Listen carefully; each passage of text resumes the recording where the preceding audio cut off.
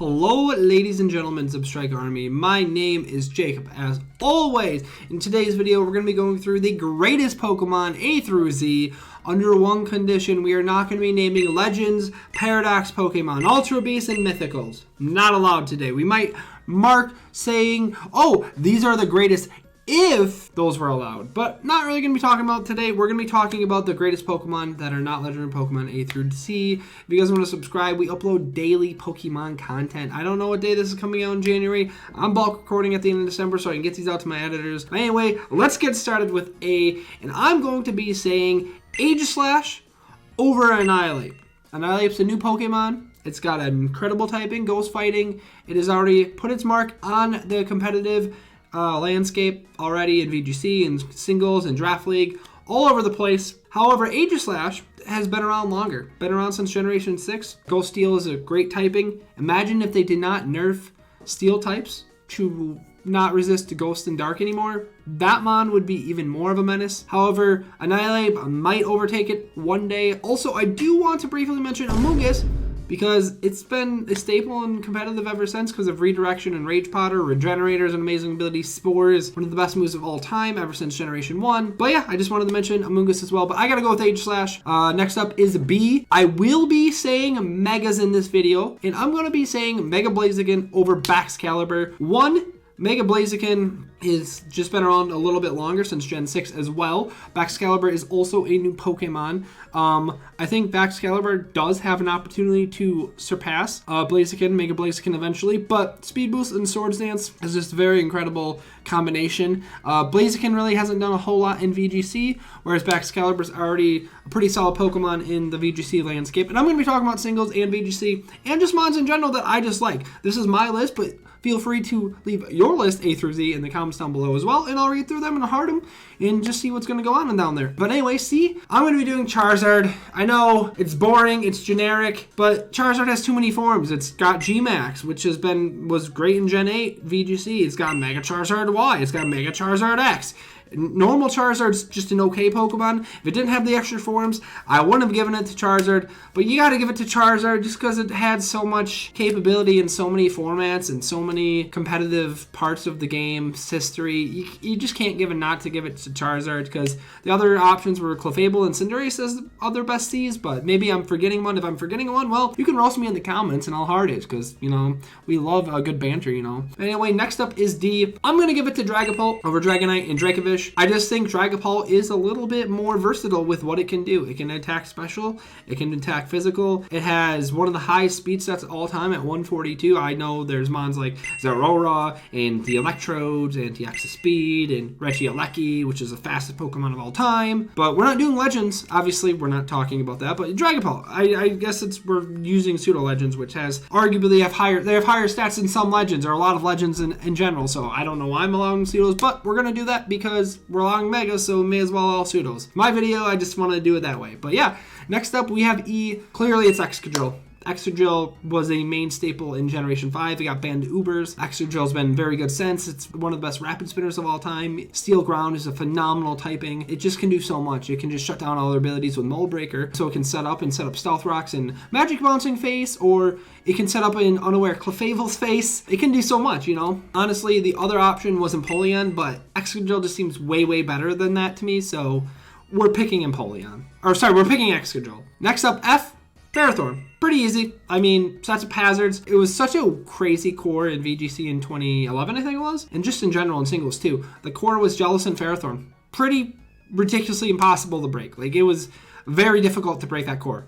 Because back then in Gen 5, Steel resisted Ghost and Dark, which Jellicent was weak to, and then they just covered each other's weaknesses pretty much perfectly. The one mon that ironically could break through that is like Choice Band of Landorus, Therian, or just ground types in general can break that core if you're able to set up. But other than that, it's like pretty difficult to break that core because everything else is resisted between that core.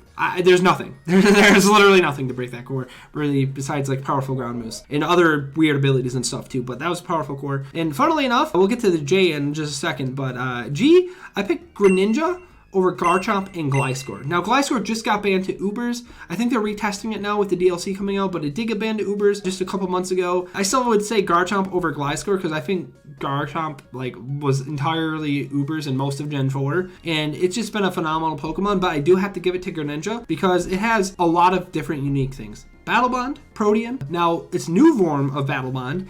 Yes, Protean got nerfed in Generation 9, where it only activates once as you switch in. But it's just so versatile, and I think it can do more things than Garchomp and Gliscor. Yeah, I gotta go with Greninja. It just makes the most sense to me, and I like it. And next for H, we're gonna go Hydreigon over Hitmontop. Now, I know you're gonna say, Wolfie, the greatest VGC player of all time, pretty much. Him and Ray Rizzo were up there, and there's some other names too. I know he won in 2016 with Hitmontop on the Worlds team, but I still think Hydreigon's been better.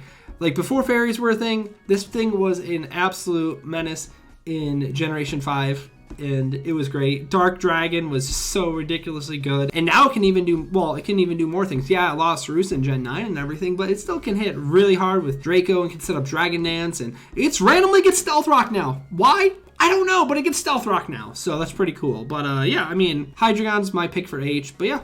Next up, we have I. Come on, if you guys know what it's going to be, I'll give you 3 seconds to guess it. 3, 2, 1. Incineroar, moving on. It's VGC King, LOL, GG. Next up we have J. I hinted at it before when we were talking about Ferrothorn, but it is Jellicent. I looked at all the J's and there were not a lot of good J's. And honestly, Jellicent seems like the best one because it's a ghost type, so it's immune to Fake Out in VGC. It can set up Trick Room. That is immune to Fake Out in VGC. That is pretty important. And in general, just in singles, it's not a terrible Pokemon. It can do a lot of different things. It can be physically defensive with Colbur Berry and stuff, or it can be a special defensive tank because that's its best stat. It gets Recover, Will-O-Wisp, Scald. If you want to be crazy, you can run Scarfed Water Spout sets, or if you're in Trick Room, if something else would set up Trick Room and then you get it in, you can click Specs Water Spout, and that's always fun too. But yeah, Jellicent, by far in my opinion, best J-Mon of all time. Next up, we have K, Mega Kangaskhan over Kommo-o and Kingambit. However, as the generations move on, I do think Kommo-o and Kingambit have potential to surpass what Mega Kangaskhan did in Generation 6, because Parental Bond, if you guys don't remember, was one of the best abilities until it got nerfed. I think it got nerfed in Gen 7, right? Yeah, it had to have. It would have gotten nerfed in Gen 7 because Megas weren't in Gen 8, so it would have gotten nerfed Gen 7.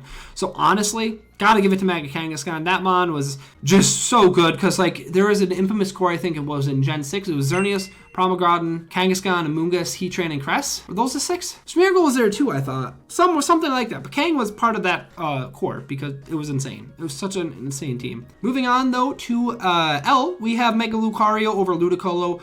There weren't a lot of options, and I'm sorry I'm picking a lot of Megas. I'm not going to keep picking a lot of Megas, but we got to give it to Lucario over Ludicolo. I don't know, Mega Lucario just hits so hard with adaptability, and Ludicolo, yeah, it can be Fake Out support with Swift Swim and Drizzle and stuff in VGC, but you gotta give it to Mega Lucario in my opinion. But yeah, next up we have M. I'm gonna say it as a joke right away, but it's totally Magby because we're rebranding to the Magby Army. Nah, I'm kidding. It's clearly not. I'm gonna go with my Milotic though over Metagross from Amoswine. I almost went with Mega Metagross, and maybe I should have. But I think Milotic has different, I feel like sometimes support Pokemon are king over, the offensive threats, because I feel like Milotic is just super good with, especially when it got competitive, because it can, kind of just, cheese the, Intimidate and stuff, So, if somebody wants to lead an Intimidate mon, they have to worry about competitive Milotic, and then it taking a Scald, not very fun. Icy Wind is really good support as well, and, Haze is good. There's just so many options that I think Milotic makes it really cool to have. And if they would have made it Water Fairy, that would have been a really, really cool option to have as well. But yeah, I mean, I'm going to give it to Milotic. Hi! You decided to join the video. Hello, kitty. Hello, Booty. This is my kitty, Booty. This is my kitty. This is one of my 2 cats. She's a very wholesome being. You can just be here as long as you want, okay?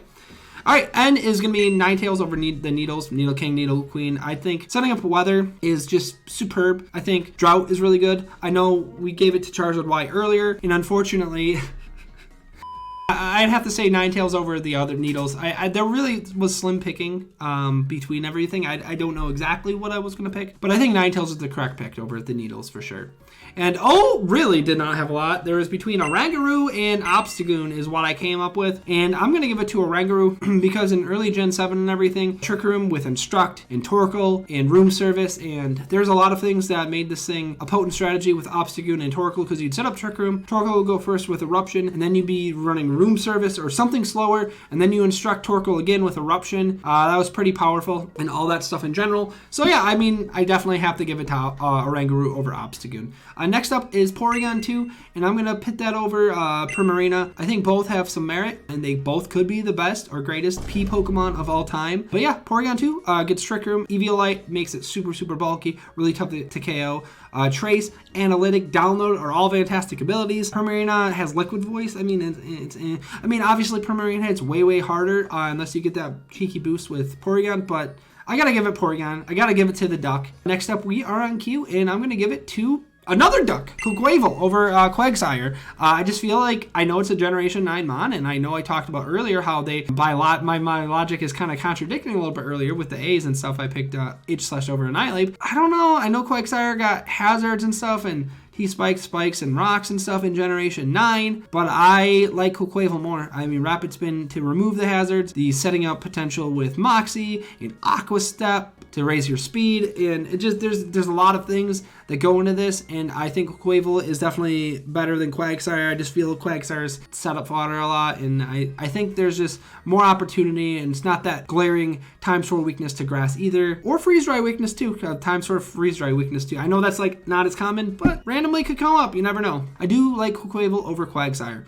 Next up, we are on the R's. It's clearly Rillaboom. Like, Generation 8, Rillaboom, even Gen 9 Rillaboom with Grassy Glide, a nerf Grassy Glide at 55. It's still insanely good. It gets Fake Out, it gets U-Turn, it gets Knock Off, it gets Setup moves and Swords Dance and Bulk Up. It can run Grassy Seed to raise your defense right away. Assault Vest is insane. It's just Choice Band, Grassy Glide, and Gen 9, or Gen 8 I should say. That was just so difficult to switch into unless you like quad resisted it or like you had to Dynamax in Gen 8 VGC to help with that a little bit. It was just very frustrating Pokemon to face, and still kind of is, and I'm clearly positive that it's Rillaboom without any doubt.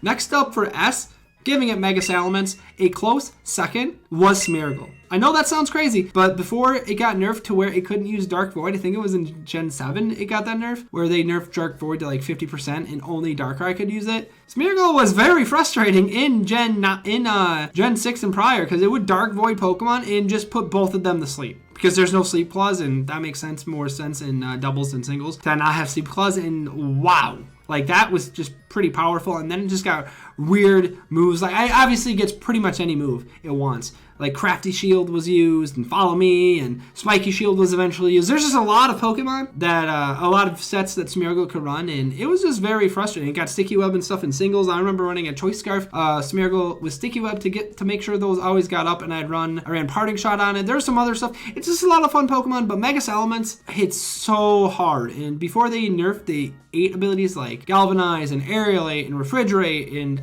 etc. I think was it 33% or 30% in Gen 6 and 7? And oh my goodness, that thing hit so hard with Return and Double Edges. People started running Facade because they were getting burned by Will-O-Wisp, and then Facade just didn't care, and then you got a boost with Aerialate, and it just got out of hand. Mega Salamence is definitely more powerful than Smeargle. I'll die on the hill. Megamence is great. I love it. I just love busted Pokemon though. It's just what I love. For T, I'm going to go Togekiss over the Abomination. I will not mention the Abomination's name because one of my mods will get upset at me if I mention the Abomination's name. But it is a pseudo-legendary from Generation 2. That is the only thing you will be hearing about the Abomination. Togekiss is better because Fairy type. But I'm picking Togekiss to save my own butt. So you're welcome, Alan.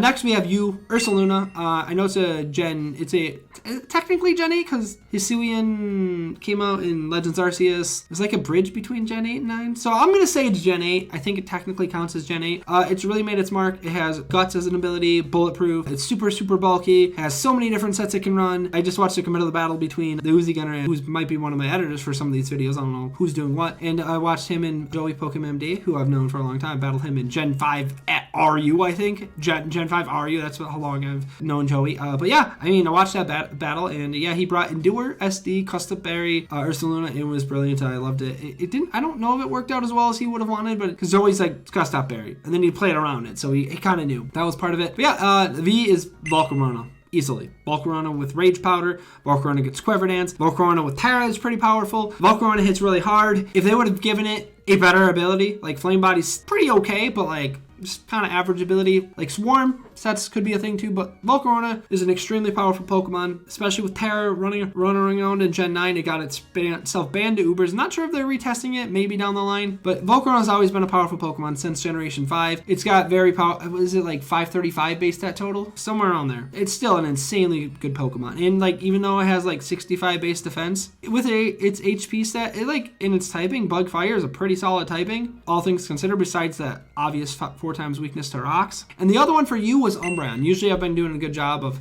saying which one beats out which for the last. Also, R was Rainiclus.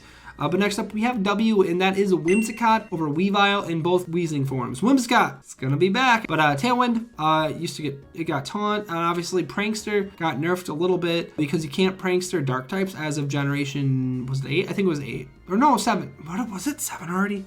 Dude, was that 7 that they changed? Dude, I feel so old. It was 7 or 8 that they changed it, so Dark types are unaffected by Prankster, so it can't be Encored or Taunted anymore by Whimsicott. But, you know, it still gets Moonblast, it still gets Grass Moves, and it's really good in VGC. Like, it just, Prankster Tailwind's always going to be good, pretty much. Like, Prankster Tornadus right now is just insane. Obviously, Tornadus probably would have beaten out Togekiss if we were doing Legends, but we're not doing Legends, so no Whimsicott, or so no Tornadus for T.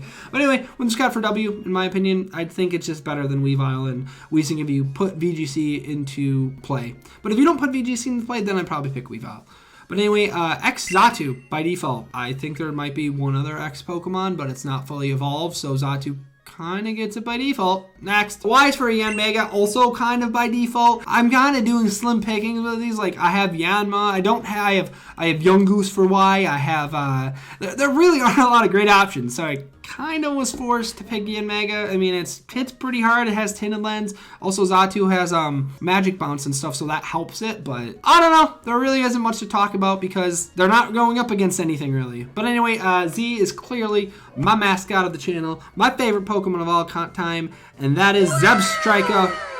Not really. Cholololololo. It's Hisuian Zoroark. Like, clearly. Like, I'm picking Hisuian Zoroark over normal Zoroark because you got a lot more immunities. You're immune to Ghost, you're immune to Fighting, you're immune to Normal, you have Resist and Bug and Poison, and you're only weak to Dark. Zoroark, normal Zoroark cannot keep up with that. So yeah, that is my list. Make sure you guys put your list in the comments, A through Z, the greatest Pokemon. And you can be trolling me, or you can be genuine too. Whatever. You could do both. I don't know. But I'll heart your comments. Make sure you guys subscribe. I love you all, and I'll see you guys in the next upload.